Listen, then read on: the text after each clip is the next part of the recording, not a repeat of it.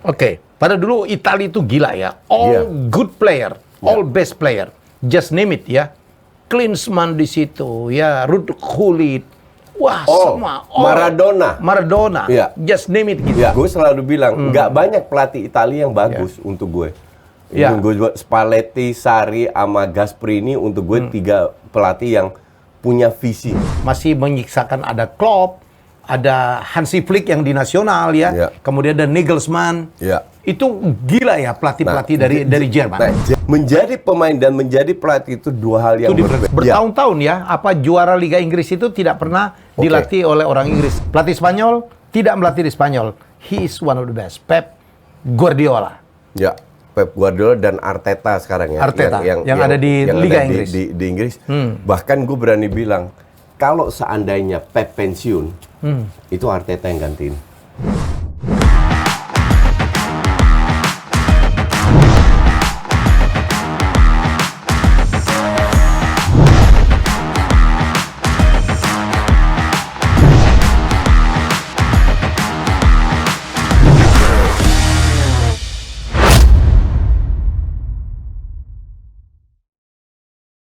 Ya, kita jumpa lagi dalam Just saya ya. Saya ngobrol dengan bapak-bapak. Apa kabar, Coach? Baik dong. Kita biru-biru dari ini. Biru-biru. Ini sesuai dengan sponsornya. Biru-biru. Ya, kita harus berterima kasih lah mas sponsor ya. Oh iya dong. Makanya tapi lo kalau mau bantu kita ya supaya banyak kita, lo subscribe lah ya. Jangan hitungan banget. Enggak lah, gue nggak mau minta-minta lah. Saya udah belajar sombong dari orang depan gue. Tapi nggak ngeblok-ngeblok. Play hard to get. Play hard to get ya. Oke, Coach. Saya mau memulai episode malam ini dengan drama ya perseteruan antara 2 pelatih yaitu Conte sama Thomas Tuchel ya. Walaupun Tuchel sekarang sudah gone. Mungkin ada fotonya kita ingat banget. Ini dimensinya banyak banget ya. Dimensi banyak dan orang menebak-nebak kenapa satu dihukumnya lebih berat dari yang lain ya. Kita nggak mau karena itu udah dibahas. Tapi Coach, saya cuma mau ngangkat satu isu. Ternyata dari 4 liga utama dunia, ya, Liga Inggris, La Liga, Serie A, dan Bundes, itu ternyata 2 negara ini bersaing, ya, di dalam jumlah pelatih. Satu lagi Spanyol, ya, Coach. Jadi memang 2 negara ini, termasuk Spanyol juga, memang melahirkan pelatih-pelatih hebat ya, Coach? Ya, karena kita lihat satu yang orang suka gabung-gabungkan dan tidak fair itu apa? Bukan penduduk, tapi jumlah pemain bola. Oke. Belanda itu jumlah pemain bola cuma 3-4 juta. Paling banyak itu Jerman. Jerman bukan penduduk, jumlah pemain bola yang terdaftar itu paling banyak.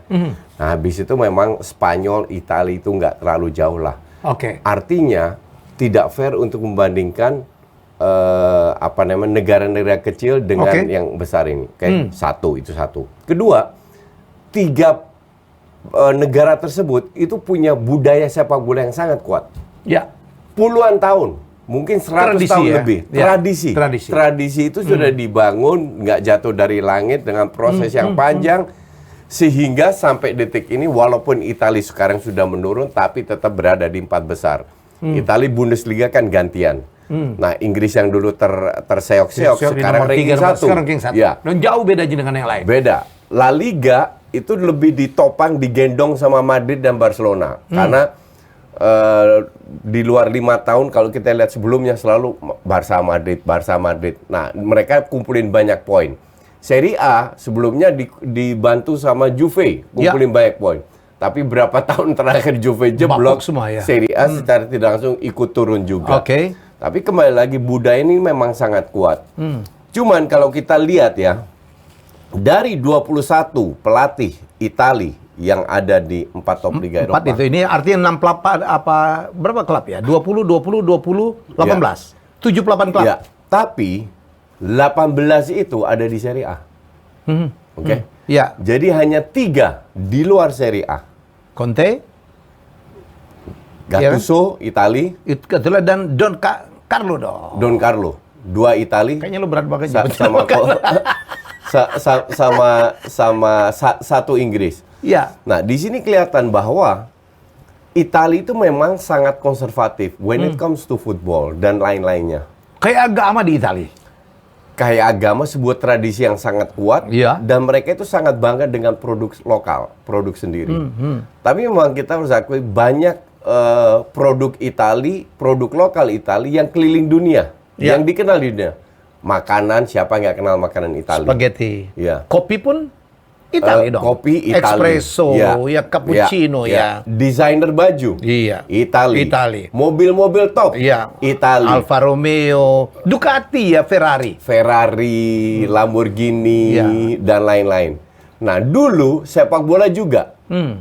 Tapi sepak bola ini untuk pemilik Itali itu hanya mainan.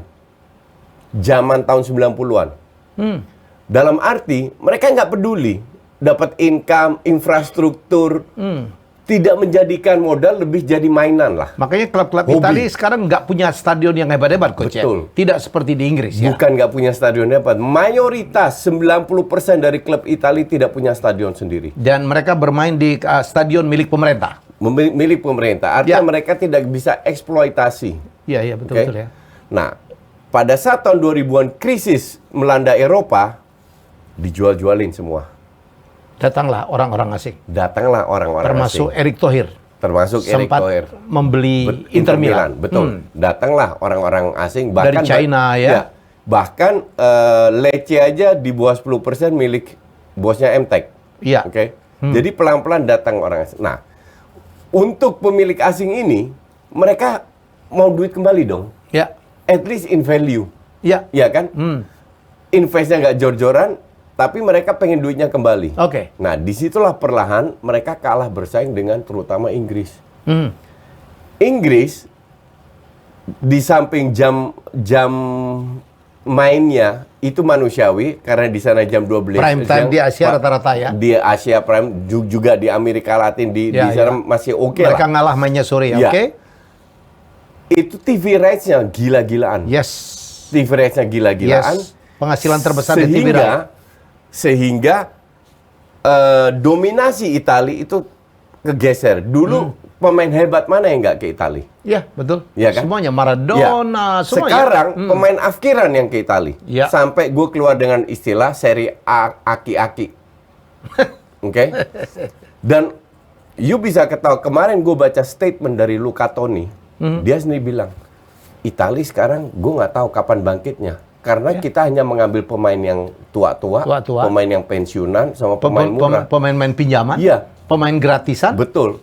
Dia bilang dulu zaman gue pemain hebat-hebat, memang. Iya, iya. Tapi masa itu sudah berubah ya berkat pemilik yang dulu. Nah, sekarang pemilik yang baru itu butuh waktu lagi untuk bangun stadion, infrastruktur. Oke. I don't know 10-20 tahun dan gue nggak tahu apakah Inggris kekejar.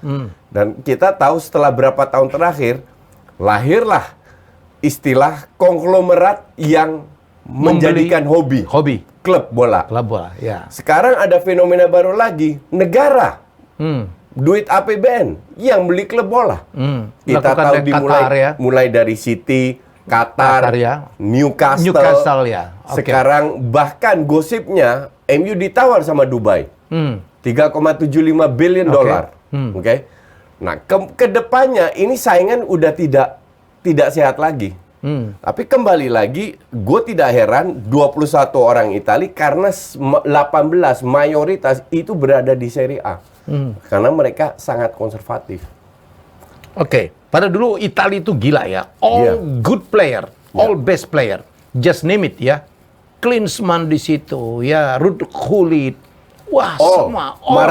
Maradona. Ya. Just name it gitu Ya. semuanya. Kalau Messi lahir di tahun 90-an, dia akan main di Barca, dia akan main dan di pemain-pemain Italia zaman itu gila juga ya. Iya, pemain Italia juga. Keangkat juga. Cuman juga. Yang jadi masalah ya gue selalu bilang nggak banyak pelatih Italia yang bagus untuk gue. Ya. Gue Spalletti, Sarri, sama Gasperini untuk gue 3 pelatih yang punya visi yang bisa mengikuti perkembangan sepak bola. Sepak bola ini kan tiap 5 tahun geser, berubah terus. Ya. Nah, kalau kita tidak bisa ngikutin ya, yang terjadi ya kayak Mourinho, pelatih senior yang nggak bisa ngikutin perkembangan sepak bola. Coach, kita ke Jerman. Jerman saingannya ya menghasilkan juga banyak pelatih-pelatih hebat ya. Walaupun sekarang Tuchel sudah dipecat, kemudian Rangnick menjadi pelatih timnas, tapi mereka masih menyiksakan ada Klopp, ada Hansi Flick yang di nasional ya, Ya. kemudian ada Nagelsmann. Ya. Itu gila ya pelatih-pelatih dari Jerman. Nah, Jerman ini sejarahnya beda lagi. Jerman itu sempat mengalami penurunan Oke. di eranya Klinsmann. Oke. Oke, sempat mengalami penurunan dari prestasi timnas maupun dari prestasi klub. Ya. Akhirnya DFB bilang, Deutsche Fußballbund bilang, ya kita harus membuat sebuah blueprint di mana filosofinya sama, Ya. semua klub, dan di mana kita akan melahirkan banyak pelatih muda untuk jangka panjang. Dan it works ya, Coach. And it works. Lahirlah Lahirlah. itu Hansi Flick, Nagelsmann, Hasenhüttl, Roger Schmidt, yang mungkin nggak semuanya orang Jerman, tapi ada Austria, Swiss, tapi mainnya di Jerman, besarnya di Jerman. Nah, lahirlah generasi serentetan, termasuk Tuchel, termasuk Klopp. Ya kadang-kadang mereka bukan berasal dari pemain bola yang hebat juga ya. Justru pemain pelatih hebat itu banyak bukan karena pelatih hebat, karena menjadi pemain dan menjadi pelatih itu dua hal yang berbeda. Ya, itu contoh paling bagus Van Basten. Van Basten itu setelah dia jadi pelatih timnas Belanda kan dia jadi head coach-nya AZ. Di tengah musim dia mundur. Karena dia disarankan oleh dokternya untuk mengundurkan diri. Jadi tekanan itu terlalu besar. Terlalu besar ya. Sebagai pelatih mungkin lebih berat daripada pemain. Ya. Jadi dia bilang ini akan mendapatkan efek terhadap kesehatan gue. Akhirnya dia hanya jadi asisten. Jadi dia keluarkan ilmunya, tapi dia pressernya nggak ada. Ya. Nah, jadi inilah sebuah contoh bagus di mana jadi pelatih dan pemain itu dua hal yang berbeda. Tapi Belanda kan menghasilkan cukup banyak pemain yang menjadi pelatih ya. Rijkaard, Ruud Gullit sempat ya. Ya banyak tapi nggak ngetop juga. Johan Cruyff. Erik ten Hag itu sebagai pemain kan nothing. Ya biasa lah. Louis van Gaal sebagai pemain nothing. Ya. Guus Hiddink sebagai pemain nothing. Ya. Dick Advocaat sebagai pemain nothing. Dan percaya tau nggak? Hiddink, Advocaat, Van Gaal, Ten Hag itu mantan pemain FC Utrecht semua. Ada Utrecht. Utrecht itu ya, kalau di Indonesia tuh kayak Solo tau nggak? Laid back, badai lo alam di sini ya. Terutama turun ke sungai. Iya. Ya kan, turun ke sungai ada tempat kayak emplasman gitu, ngopi-ngopi situ. Kafe. Dan ada dome ya, ada menara itu ya. Jadi lu kan tapi nggak lahir di situ, Coach ya? Nggak, gue besar di situ. Besar di Utrecht. Berapa lama di Utrecht? 8 tahun. Ya, jadi kalau kamu ke Belanda, jangan Amsterdam aja. Go to Utrecht. Itu juga selalu tujuan saya sekarang kalau ke Belanda. Tapi Coach, pelatih-pelatih Belanda kan nggak banyak juga ya? Nggak banyak. Nggak banyak yang ada di 4 liga itu. Paling sekarang tapi Ten Hag ya? Ya. Karena ya itu, kalau Belanda gue lihat di samping jumlah pelatihnya memang nggak terlalu banyak, tapi kembali ke karakternya ya. Orang Belanda itu kan orangnya keras. Dalam arti ya, lu mau punya duit nggak punya duit, I don't care. I don't care. Dan you have to treat me sebagai pelatih, kasih gue wewenang untuk melakukan itu. Dan ini dilakukan oleh Ten Hag di MU ya? Itu dilakukan oleh Ten Hag di MU. Dan nggak hanya itu, banyak pemain yang flop. Contoh paling bagus itu Bergwijn sama Berghuis. Berghuis itu main di Watford. Watford cadangan. Diambil lagi sama Ajax, kan dia dari Feyenoord. Naik lagi. Jadi pemain ini bukan mereka nggak bisa main. Di Inggris itu mereka tidak bisa dimanfaatkan kualitasnya juga. Bergwijn sama cerita. Di Ajax menggila, padahal Ajax levelnya udah UCL. Lihat lawan Rangers, dibantai habis-habisan. Di timnas Belanda dimainin, sering cetak gol dan mainnya bagus. Tapi kalau di Spurs, pelatih itu nggak bisa memanfaatkan. Ya, jadi bukan karena mereka jelek pada saat mereka gagal, tapi mereka tidak bermain dengan sistem. Nah sekarang, dengan masuknya Ten Hag ke MU, ini penting buat reputasi pelatih Belanda. Karena kalau seandainya Ten Hag berhasil mengangkat MU, akan lebih banyak at least pelatih-pelatih Belanda lain mendapatkan kepercayaan.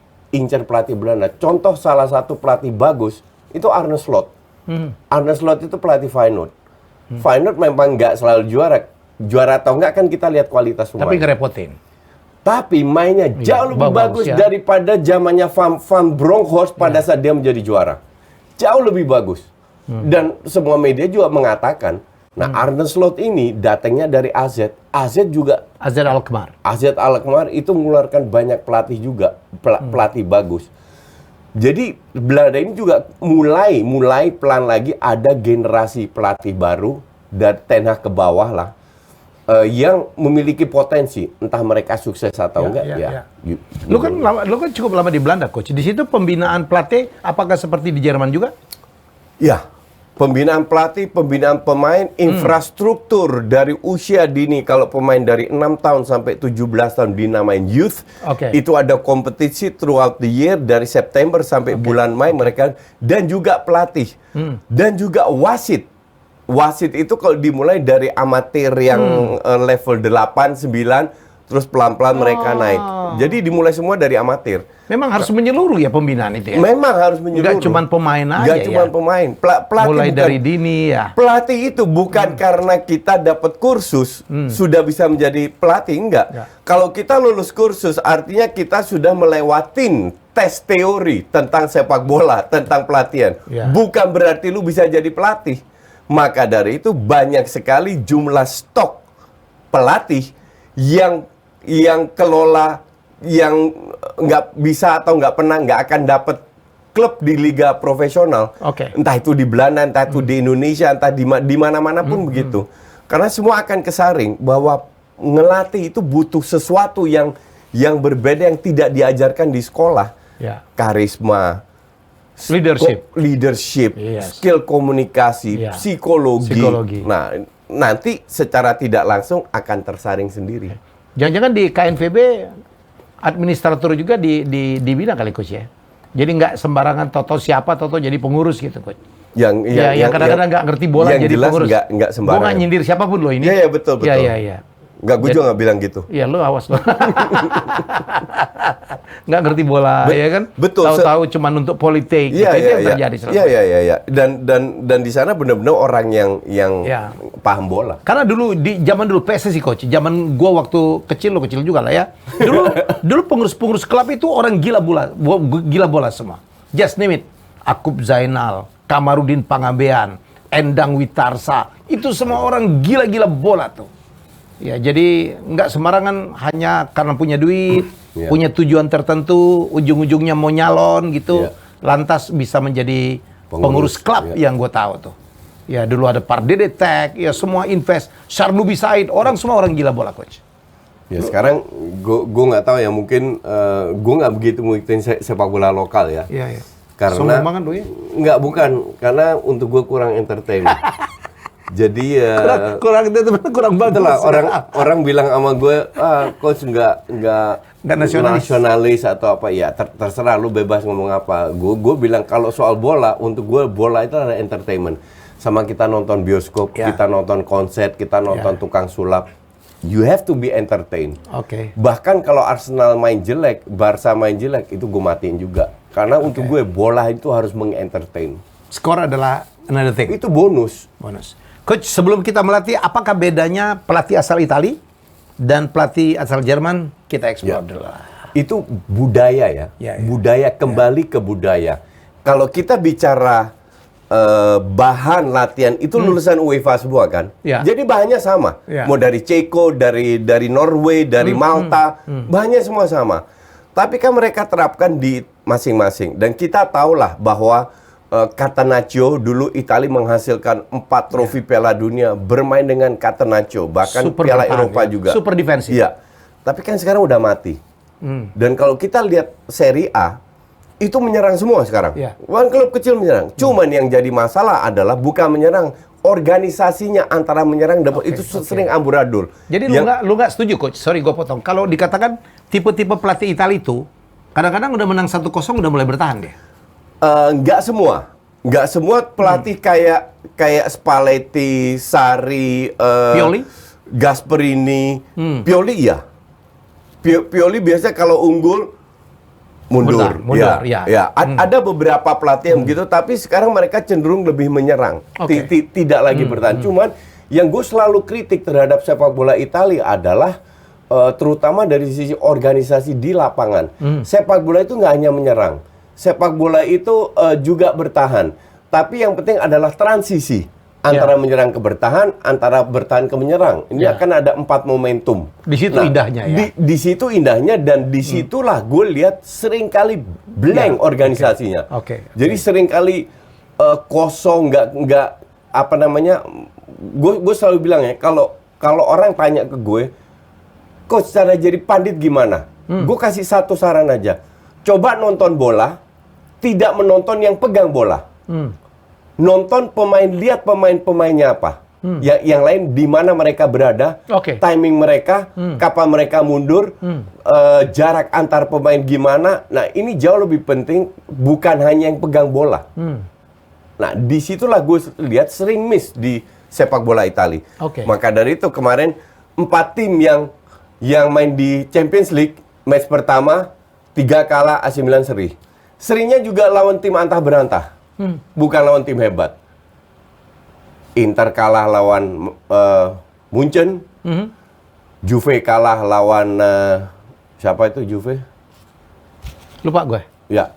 Juve kalah sama tim yang biasa aja biasanya. Kalau nggak salah yang ngalahin. Ya, cuma Napoli doang yang menang.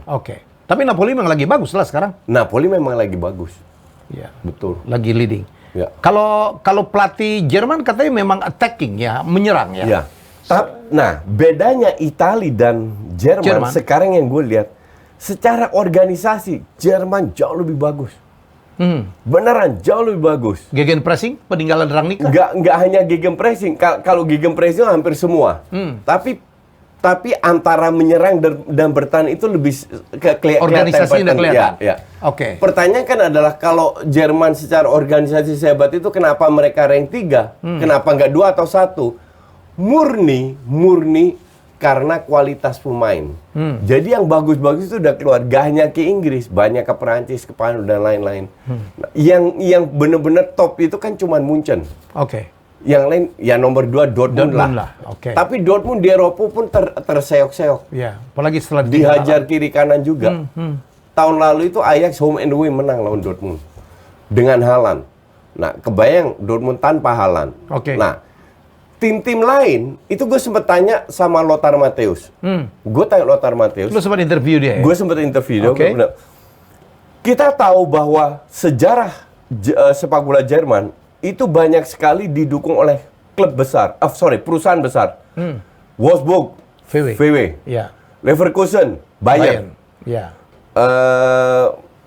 Ada apa lagi ya? Ada berapa lah? Ada berapa yang didukung?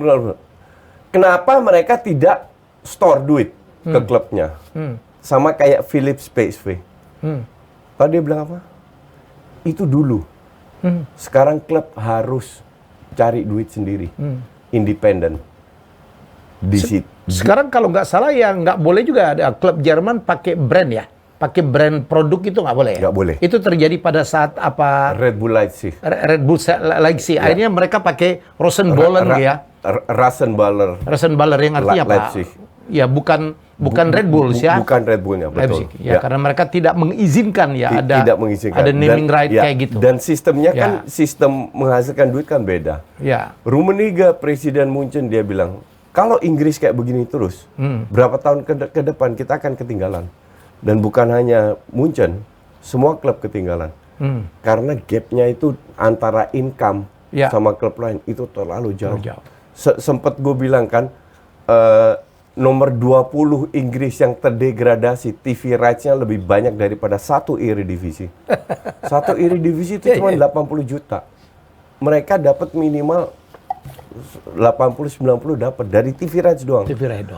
Dan Munchen juga bilang kita itu nggak bisa naikin harga tiket terlalu mahal. Karena kalau dinaikin mungkin kita untung 3, 4, 5 juta. Tapi dalam dunia bola itu nothing. Makanya nama stadionnya yang dijual. Jadi mereka cari cara income dari lain. Tapi kalau menurut research katanya penonton ya, penggemar bolanya Jerman itu jauh lebih engage ya. Lebih fanatik terhadap klub-klubnya. Sangat fanatik. Sehingga mereka memprotek ya. Memprotek dan itu menyulitkan juga kadang-kadang. Karena kalau kita lihat Dortmund, itu ada 2 klub. Dortmund sama Schalke. Kotanya itu nothing. Kecil banget. Dan nggak ada apa-apa. Hiburan mereka cuma di bola itu. Aja. Makanya fanatik. Stadionnya selalu penuh ya, Coach? Selalu penuh. Ya. Selalu penuh dan gede karena nggak terlalu mahal juga. Karena tidak terlalu mahal. Mereka nggak charge mahal kayak di Inggris. Inggris kan gila tuh. Terutama Arsenal tuh. Paling mahal itu. Karena stadionnya mahal banget. Iya. Nah, itu tidak mereka lakukan juga karena pemilikannya 50 plus 1. Jadi mereka berusaha mengcover tradisi mereka, ditambah DFB-nya punya ide bagus untuk merekrut. Tapi kita juga tahu bahwa Jerman ini juga punya budaya sepak bola yang luar biasa. Dari zaman Juara kita dunia masih kecil sampai detik ini. Ya. Sejelek-jeleknya Jerman, kita tahu bahwa mereka terakhir kalah lawan Korea Selatan, nggak lolos grup di Piala Dunia. But sekali-sekali ada hal kayak gitu, masalah regenerasi. Tapi mereka juga melahirkan banyak pelatih bagus. Oke, Coach, sebelum kita... Ada satu negara lagi menyumbang 16 pelatih di 4 liga besar dunia ya. Italia 21, Jerman 13. Mungkin Coach ada sesuatu yang mau dieksplor? It's your time. Spanyol ya. Gue bilang sebelum gue bahas pertanyaan itu, gue bahas dulu tentang explore. Nah, buat kalian para pemirsa yang suka explore, kalian mesti coba rokok Diplomat Evo nih. Kenapa? Karena kalian bisa dapatkan pengalaman merokok yang evolusioner dan sensasi modern dan rasa mantap. Sip. Dan buat kalian semua, anak muda yang berani eksplor cara baru, kalian juga wajib ikuti Euforia bersama Diplomat Evo di Instagram @euforia.id. Dan yang penting lagi, ada kesempatan buat kalian menangin uang jutaan rupiah. Siapa yang nggak mau coba? Wow. Yang jelas, pastikan untuk follow Instagram @euforia.id untuk informasi selanjutnya. Oke, back to pelatih Spanyol. Ya, pelatih Spanyol. Dengan Pep Guardiola ada yang paling atas ya. Gue agak kaget kalau ternyata jumlah pelatih Spanyol itu 16. Di seluruh Liga Eropa 4 besar ya? Ya, harusnya itu lebih banyak. Karena Spanyol sudah, let's say 10 tahun terakhir, membuktikan bahwa mereka pelopor dan mereka selalu mempertahankan sepak bola indah, sepak bola bagus. Tapi, salah satu alasan menurut gue, kenapa Spanyol sedikit, itu lebih masalah non-teknis. Bahasa? Satu, bahasa. Kedua, mereka buat apa ke Inggris yang di cuacanya gila, hujan terus? Gaji oke lah, mungkin agak sedikit, tapi hidup lebih rileks. Orang kalau tahu pernah ke Spanyol, ada istilahnya siesta, tidur siang, jam sore. 3 mereka tidur, men. Makan malamnya jam 9-10 baru makan malam. Kita jam 7 malam, gue kalau jam 7 malam ke restoran, lagi lapar, masih tutup. Betul. Jadi, kehidupan di Spanyol itu begitu rileks, sampai mereka pikir, ngapain sih gue keluar-keluar. Kotanya indah ya. Di samping lebih punya art, tradisi gitu punya semuanya. Ada gunung, ada pantai, bisa main ski di Pyrenees. Semua mereka punya. Kalau Inggris kan nggak. Orang Inggris liburan ke Spanyol. Ya kan? Orang Jerman liburan ke Spanyol. Kalau Spanyol punya semuanya, itulah yang membuat mereka, dan budaya Spanyol sama Italia kan nggak jauh beda. Dalam arti kalau lu umur 25 tahun belum keluar rumah, lu masih diketekin sama mak lu. Iya kan? Nah, ini yang membuat mereka, ngapain gue keluar? Gue nggak usah. Gue harus belajar budaya baru, harus belajar bahasa baru karena kesulitan mereka di bahasa. Plus makanan juga di Inggris nggak enak, cuman menang di harga doang. Nah, jadi banyak faktor yang membuat mereka agak reluctant untuk pindah. Makanya dari 20 klub Spanyol, itu 14-nya adalah pelatih lokal. Iya. Tapi memprihatinkan, Coach, yang tim-tim besarnya dilatih oleh pelatih asing. Ya, Real Madrid dilatih oleh Don Carlo dari Italia. Dan ATM, walaupun lu nggak suka, itu pelatihnya adalah orang Argentina, Diego Simeone. Ya, betul sekali. Dan Xavi aja kan sebelumnya Xavi juga belum membuktikan Ronald Koeman dan Xavi pun belum membuktikan, betul sekali. Kalau kita bicara klub-klub besar, biasanya mereka cari nama ya. Jadi mau Madrid, mau Barca, terutama Madrid, karena siapapun pelatihnya, kasarnya mereka juga menang-menang aja itu Champions League, ya kan? Karena dasar mereka itu bukan filosofi, dasar mereka kan namanya juga Los Galacticos, pemain-pemain hebat semua mereka kumpulin. Walaupun ada pelatih Spanyol, tidak melatih di Spanyol. He is one of the best. Pep Guardiola. Ya, Pep Guardiola dan Arteta sekarang ya. Arteta, yang ada di Liga Inggris. Di Inggris. Bahkan gue berani bilang, kalau seandainya Pep pensiun, itu Arteta yang gantiin. Cukup? Gue bilang, iya, cukup. Entah itu keputusan benar atau lu tidak. Lu kan selalu meng-underestimate seorang Arteta, Coach. Betul. Apakah dia layak sebagai pengganti Pep? Tapi ini masalah, gue bilang nggak layak. Tapi ini masalah kedekatan, budaya, CEO dan dirteknya orang Spanyol. Dan Arteta pernah jadi asistennya, sudah tahu budaya City. Dan Pep juga mengagungkan Arteta. Jadi untuk gue 1+1 2. Pep pensiun, Arteta masuk. Entah bisa atau enggak, gue nggak yakin. Oke, kita ke Liga Inggris. Liga Inggris ini lebih lucu lagi, Coach. Di Big Six ya. Big Six kalau kita bilang Big Six itu City, Liverpool, Chelsea, Spurs, Arsenal, MU. Ya. Bertahun-tahun pelatih Big Six itu tidak ada orang Inggris until Graham Potter yang menggantikan Thomas Tuchel di di Chelsea. Jadi ini memang Liga Inggris menarik banget ya. Sebenarnya nggak usah bilang bertahun-tahun klub 1-10 menengah ke atas. Pelatihnya nggak ada Inggris. Yang Inggris itu sedikit sekali. Ada sekali-sekali, tapi sangat sedikit. Karena Inggris juga nggak jauh beda sama Italia. Mereka itu terlalu bangga dengan tradisinya. Mereka merasa mereka yang menciptakan sepak bola dalam bentuk modern sekarang. Dan mereka merasa kalau ada apa-apa, it's coming home. Seolah-olah sepak bola ini milik mereka. Ya, jadi tradisi itu sangat kuat dan tradisi cake and rush aja nggak menghasilkan apa-apa. Dan di divisi bawah masih sering pakai kick and rush. Gue lihat tidak ada perkembangan aja. Maka dari itu gue masih ingat beberapa tahun yang lalu siapa pengganti Wenger? Oh ya, Eddie Howe. Gue lihat Eddie Howe main Bournemouth. No. Enggak. Dan akhirnya salah satu yang gue bilang pelatih Inggris bagus bukan Southgate yang pegang timnas, tapi Potter. Graham Potter. Ya, dan gue juga bilang dia akan ke Chelsea, pinter ambil dia. Akankah dia berhasil? Karena bertahun-tahun apa juara Liga Inggris itu tidak pernah dilatih oleh orang Inggris. Terakhir itu kalau nggak salah berapa tahun lalu Harry Redknapp ya. Kita lihat berapa faktor membuat pelatih berhasil. Yang orang lihat adalah di lapangan. Yang orang lihat adalah karismanya, leadershipnya. Tapi orang tidak lihat di belakang lapangan. Banyak sekali contoh paling bawah Rangnick nggak bisa menguasai ruang ganti.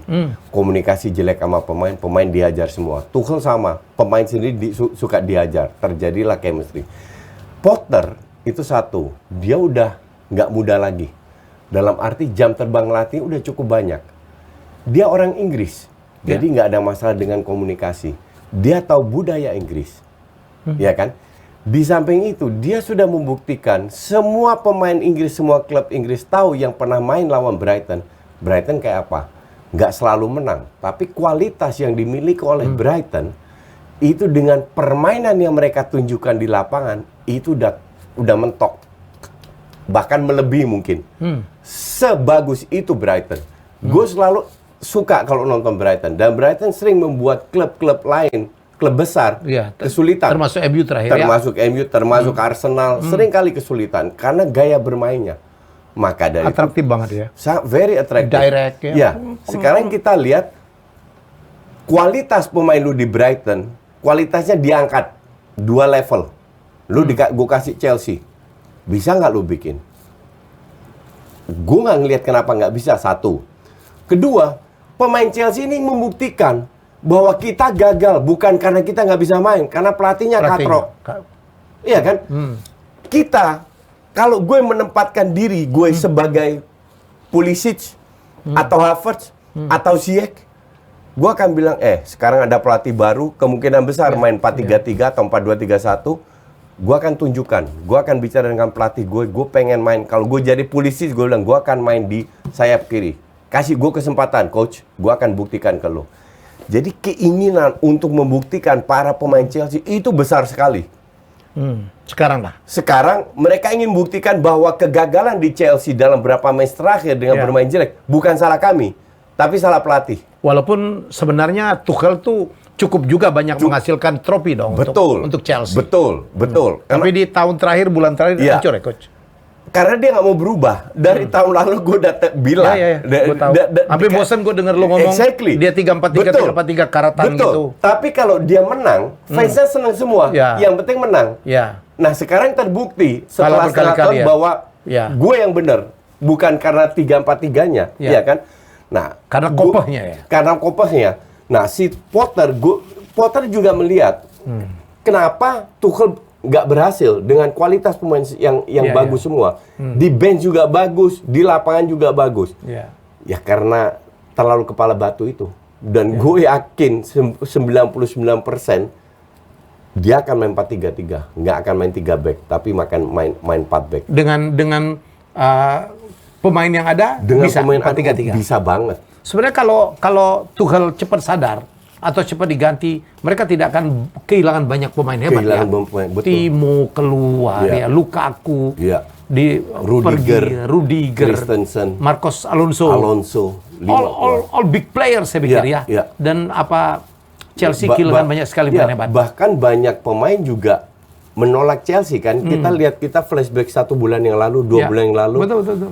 De Ligt, Lewandowski, Koundé, De Jong itu nolak Chelsea semua.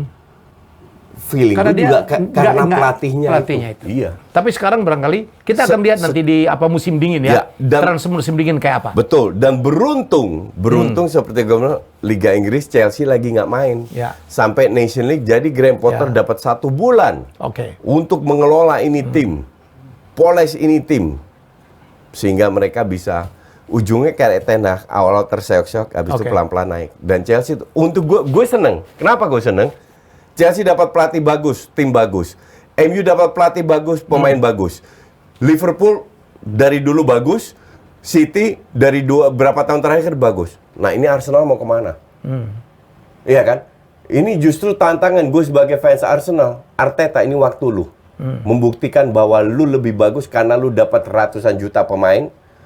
Tim lu lebih bagus. Sekarang lu belajar dari kesalahan-kesalahan yang tahun lalu yang bikin salah satu yang mengantisipasi counter itu nggak boleh banyak terulang lagi. Kalau lawan MU, just 3 point. Masih banyak poin yang lu bisa menang. Ya, lu tinggal tunjukkan karena dengan squad yang ada sekarang, Arteta nggak masuk ke Champions League, selesai. Kebanggaan. Ada Gapsus ada Martinelli lagi bagus. Zinchenko. Saliba balik, semua lagi bagus. Jadi nggak ada alasan. Oke, Coach, terakhir nih. Walaupun lu nggak suka, ada satu lagi negara yang menghasilkan pelatih hebat. Portugis, gue pelan ngomongnya. Iya, gue itu Teman lo Jose Mourinho. Gue tidak suka itu bukan tanpa alasan ya. Kita lihat contoh paling bagus saja, itu timnas Portugal. Oke, mereka sekali menang juara Eropa. Tapi kalau kita lihat kualitas pemain yang di lapangan, gila sebenarnya. Itu luar biasa. Ada Bruno. Ya. Tapi mereka sering terseok-seok. Kenapa? Pelatih Portugis, entah itu Villas Boas, entah itu Mourinho, entah itu Nuno Santos atau whoever lah namanya itu. Mereka itu lebih ngandelin skill kalau nggak main bertahan. Jadi nggak ada indah-indahnya untuk ditonton. Pemainnya gila ya. Pemainnya gila. Ronaldo, Joao Felix, Portugal itu asli. Ruben Neves, gila. Cancelo ya. Nggak ada bagus-bagusnya ditonton. Sanchez ya, oke. Nggak ada patternnya. Either main bertahan total, kayak Mourinho atau si Santo itu. Nuno. Kalau enggak, lu ngandelin skill. Sekalian. Apakah zaman sekalian hanya mengandalkan skill, Coach, dalam era persaingan level dunia gitu? Nggak bisa. Nggak bisa. That's why gue bilang perlu organisasi ya. Kita lihat deh, sebut satu negara timnas di mana mereka puluhan tahun terkenal dengan skill individunya. Negara mana? Brazil lah. Brazil. Hanya Brazil ya. Kita lihat dengan perkembangan sepak bola yang lebih ke teamwork. Nggak bisa lagi juga. 2010 2014 Piala Dunia di Brazil. Iya. 2010 mulai dari 2010 itu udah menurun timnasnya. Sekarang orang bilang bagus-bagus, gue lebih prefer Argentina. Lebih komplit. Lebih as a team. Ya. Depannya luar biasa Brasil. Neymar, Gapsus, ya, Anthony, just name it lah. Richarlison, Richarlison. eh, Ya, so many. seabrek-abrek lah. Siapa lagi? Firmino, ya? Firmino. Firmino. Iya. Tapi belakangnya selesai. Belakang itu jelek. Alex Telles. Alex Telles aja pemain inti loh. Telles aja pemain inti. Oh, tengah ada Fred, Iya. coach. Fred. Jadi untuk gue Brasil no. Fred is come Fred. You know. Ya, Brasil mungkin ya perempat final masih oke lah. Oke, ada Casemiro, coach. Casemiro. Tapi untuk masuk ke semifinal aja gue Kiper bagus, ya nggak kan? gampang. Kiper bagus. Kipernya bagus, betul. Ya, ya. Dua yang bagus. But sepak bola 11 lawan 11. Nggak bisa ngandelin pemain depan And doang. you need a good coach. Need a good coach. Dulu ada Scolari keren ya. Nggak juga. Scolari di Chelsea gatot juga. Di Eropa untuk ngandelin Brasil mungkin oke. Tapi untuk Eropa selesai. Oke. Kuci, udah 40 menit lebih. Ya. Kita udah dibilang kebanyakan ngomongnya bapak-bapak itu. Supaya masih ada yang kita obrolkan. Dengan Koci, gue tinggal mancing-mancing aja. Ya, dan dia akan berkicau. Ya, saya adalah pemancing keributan yang berusaha untuk menjadi pemancing yang baik. Kita jumpa lagi dengan Just Haye selanjutnya. Jangan lupa kita akan tetap tayang Selasa malam. Ya, Selasa malam. Ya, dan kemudian kita lihat. Kalau suasana memungkinkan menjelang Piala Dunia, mungkin kita akan 2 kali seminggu. Tergantung Bapak itu yang booking banyak banget. Ya, udah mau main film, gue dengar film apa gak jelas. Bye-bye.